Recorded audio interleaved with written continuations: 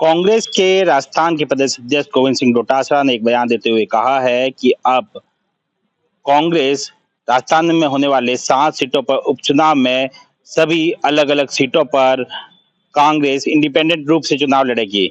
यानी कि गठबंधन की अटकलों पर अब गोविंद सिंह डोटासरा ने विराम लगा दिया है। इसके साथ ही राजस्थान कांग्रेस के प्रभारी सुखजिंदर सिंह रंधावा ने भी इसी तरह की बात कही है। उन्होंने कहा है कि कांग्रेस सभी 7 सीटों पर अपने उम्मीदवार उतारेगी और चुनाव लड़ेगी। अब इस बयान के बाद में जो क्षेत्रीय पार्टियां हैं उसमें खलबली मच चुकी है। खासकर राष्ट्रीय लोकतांत्रिक पार्टी के सुप्रीमो हनुमान बेनीवाल की बात करें तो लगातार वे गठबंधन की बात कर रहे थे। इसके साथ में शर्तें भी रख रहे थे कि किन किन सीटों पर वे गठबंधन करना चाहते हैं। अगर कांग्रेस उनके साथ गठबंधन करना चाहती है तो उन्हें 2 से 3 सीटें उनके लिए छोड़नी पड़ेगी। ऐसे में अब जिस तरह से गोविंद सिंह डोटासरा का बयान आया है, कहीं न कहीं अब क्षेत्रीय पार्टियों के लिए चिंता वाला विषय है। दरअसल खींवसर विधानसभा सीट जहां पर हनुमान बेनीवाल का गढ़ कहा जाता है और राष्ट्रीय लोकतांत्रिक पार्टी से पिछले 2 से 3 चुनावों में लगातार जीत दर्ज करते हुए आए हैं। 2008 में खींवसर विधानसभा सीट से हनुमान बेनीवाल ने भाजपा से चुनाव लड़ा था और जीत हासिल की।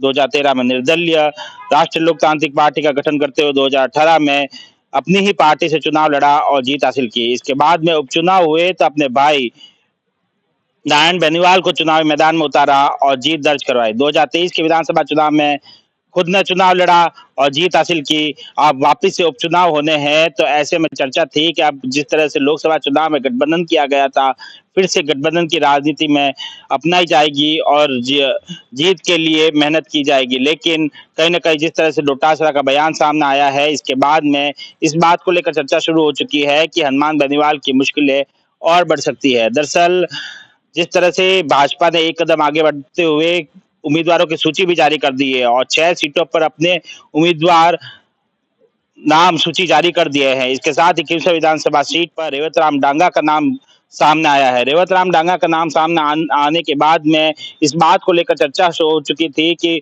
हो सकता है कि हनुमान बेनीवाल और कांग्रेस गठबंधन करे और इस सीट पर एक उम्मीदवार उतारे। लेकिन जिस तरह से डोटासरा का बयान सामने आया है, ऐसे में इस बात को लेकर विराम लग चुका है कि हनुमान बेनीवाल और कांग्रेस के बीच में गठबंधन होगा। यानी कि सभी अलग-अलग तरह से चुनाव लड़ेंगे। लेकिन कांग्रेस किसे उम्मीदवार बनाएगी और हनुमान बेनीवाल किसे उम्मीदवार बनाएंगे। सोशल मीडिया पर एक नाम तेजी से वायरल हो रहा है, नारायण बेनीवाल का। दरअसल 2019 में जब उपचुनाव हुए थे तो अपने भाई नारायण बेनीवाल को हनुमान बेनीवाल ने उम्मीदवार बनाकर चुनावी मैदान में उतारा और जीत दिलाई थी। लेकिन अब परिस्थितियां बदल चुकी है। अब फिर से नारायण बेनीवाल का नाम सामने आ रहा है।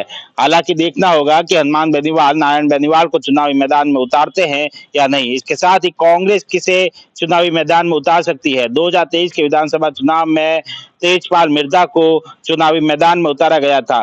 क्या यह नाम फिर से रिपीट किया जाएगा? डोटासरा की माने तो उन्होंने कल जिस तरह से बैठक ली उसके बाद में अपना बयान जारी करते हुए कहा कि सभी सीटों पर 2-2 नाम फाइनल कर दिए गए हैं और आला कमान को भेज दिए गए हैं।